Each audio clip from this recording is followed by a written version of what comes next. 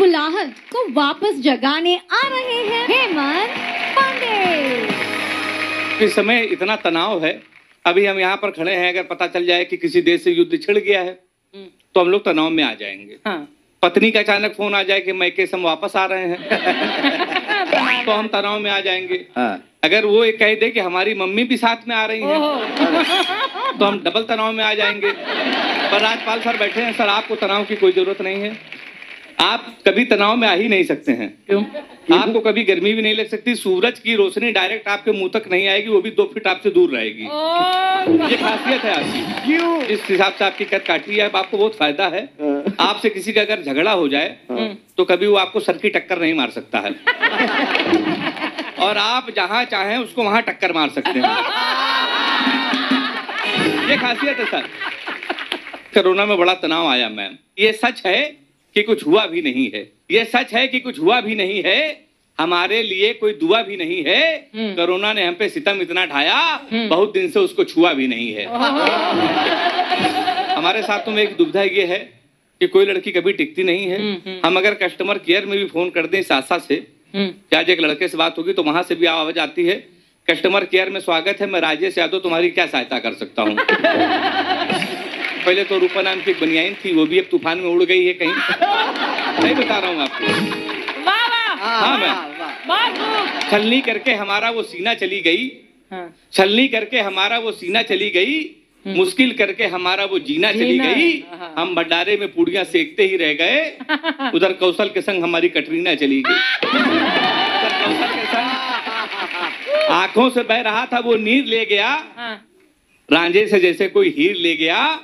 आखिरी गुंजाइश हमें आलिया में बची थी, उसको भी कमबख्ता की रणबीर ले गया।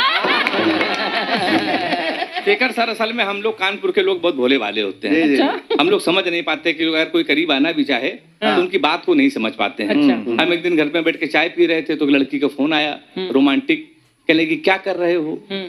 तो हमने कहा घर में बैठ के चाय पी रहे हैं। तो उसने प्यार से कहा अगर हम तुम्हारे साथ होते तो क्या करते? तो हमने कहा तुम्हारे साथ हम भी चाय पीते। उसने कहा चाय न होती तो क्या करते? हमने कहा चाय बनाते फिर पीते। उसने कहा चाय का सामान ना होता तो क्या करते? हमने कहा बाहर जाते दुकान से सामान लाते, चाय बनाते फिर पीते। फिर मैम कहने लगी अगर मान लो दुकान बंद होती तो क्या करते? हमने कहा पड़ोसी के घर जाते, चाय लाते फिर पीते। हमसे कहने लगी कमीने तो सिंगल ही मरेगा। हमारे साथ बड़ी बड़ी दिक्कत है। सही है। तो हमारे से लड़कियां कोई नहीं टिकती मैम, कोई हम लोगों को सीरियस नहीं लेता है। एक बार तो हमसे एक पाप हो गया, हमने एक लड़की से पूछ लिया, हमने कहा तुम्हारा फेवरेट कलर क्या है? हमसे कहने लगी स्टूपिड।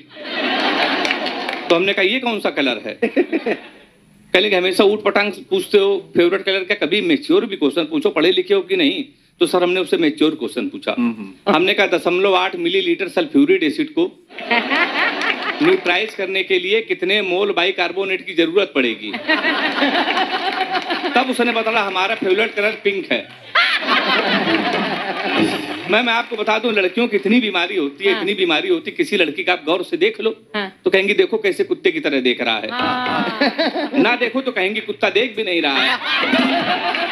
मैं बहुत रहता हूँ सर, प्यार सर इतना अंधा होता है कि अगर प्रेमिका की नाक भी बह रही हो तो ऐसा लगता है नथुनी से हीरा चमक रहा है। तो मैं बहुत दूर रहता हूँ सर प्यार से। लेकिन हमारे एक मित्र ने हमको एक सर लव स्टोरी सुनाई, तब से हमने कसम खा ली न प्यार करेंगे न किसी को प्यार करने देंगे। मेरा चैलेंज है अगर किसी की हिम्मत हो तो प्यार करके दिखा देना। अच्छा। जब हम 3 साल के थे तब वो पैदा हुई थी। हम कक्षा 2 में आए वो केजी में आई, हम 5 में आए वो 4 में आई, हम हाई स्कूल में वो 9th में आई, हम इंटर में आए वो फर्स्ट ईयर में आई। फिर हम IIT की तैयारी करने लगे। उत्तर प्रदेश में लड़के इंटर के बाद या तो सर SSC करते हैं या IIT करते हैं, तो हम IIT की तैयारी करने लगे, फर्स्ट ईयर में आ गई। हम IIT की तैयारी कर रहे थे वो इंटर में आ गई। हम IIT की तैयारी कर रहे थे वो BA में आ गई। हम IIT की तैयारी कर रहे थे वो MA में आ गई। हम IIT की तैयारी कर रहे थे उसने B.Ed कर लिया। हम IIT की तैयारी कर रहे थे उसने M.Ed कर लिया। अरे वाह। हम IIT की तैयारी कर रहे थे उसने MPhil कर ली। हम IIT की तैयारी कर रहे थे उसने PhD कर ली। हम IIT की तैयारी कर रहे थे प्रोफेसर बन गई। शनिवार को उसकी शादी, इतवार को हमारा IIT का पेपर है।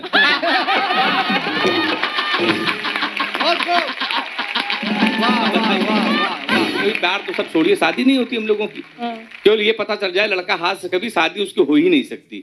तमाम रिश्ते मेरे घर आए, पता चला लड़का हाथ से, कभी रिश्ते वहीं से लौट गए। सर एक रिश्ता हमारे आया तो लड़की की माँ ने हमारी माँ से पूछा लड़का क्या करता है, तो हमारी माँ ने कहा कवि है। बोले उनके पिताजी क्या करते हैं, बोले वो भी कवि। बोले उनके पिताजी, बोले वो भी कवि।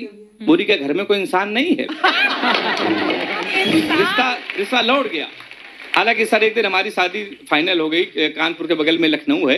तो पिताजी ने कहा सुबह 11 बजे नहा धो के तैयार होना, तेरी होने वाली पत्नी को देखना है और शादी कल फाइनल। हम 11 बजे नहा धो के सर कोट वोट पहन के तैयार हो गए। 11:15 बजे पिताजी का फोन आया, कहने लगे बेटा ऐसा है, हमको ऑफिस में काम आ गया है, तू अकेले जा, होने वाली बीवी से मिल ले और शादी फाइनल है। एक बात याद रखना, अच्छे घर में पैदा हुए हो, ये घर के संस्कार हैं। पहली बार किसी के जब घर जाते हैं तो खाली हाथ नहीं जाते हैं, कुछ लेके जाते हैं, कुछ लेके चले जाना। अब हम कानपुर के, हम कट्टा लेके चले गए। फिर 2.5 साल बाद जमानत हुई हमारी, तो हमारी वो शादी भी कैंसिल हो गई। पर एक दिन सर हमारी शादी हो गई। उस दिन भारत और पाकिस्तान का मैच था क्रिकेट में, सेमीफाइनल, और हमारी शादी थी। तुमने पिताजी से कहा आज की शादी न करिए, पूरा हिंदुस्तान मैच देख रहा है हमारी, आप शादी कर रहे हो? नहीं माने। हमारे कुछ कानपुर के दोस्त हमारी बारात में डांस कर रहे थे, कान में मोबाइल लगा के भारत पाकिस्तान सेमीफाइनल मैच की कमेंट्री भी सुन रहे थे। हम दूल्हे के बेग में सजे थे, घोड़ी के ऊपर बैठे थे। जैसे बारात घर पहुंचने वाले थे, एक लड़का घूम के हमारी तरफ चिल्लाया, बोला छक्का मार दिया, मार दिया, मार दिया। हमने कहा किसने मारा? तो कहने लगा विराट कोहली ने। हमने कब की मारे तो हमारी तरफ न देखना। पता चला 2 मिनट बाद इंडिया मैच जीत गई। किसी ने खुशी के मारे घोड़ी के नीचे सुतली बम रख दिया। अब वो बम फटा तो घोड़ी भागने लगी, हम भी भागने लगे।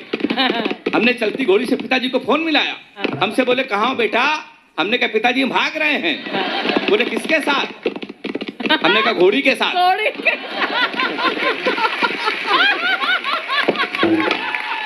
बोले हमें शर्म नहीं आती, भागना तो किसी लड़की के साथ भाग जाते।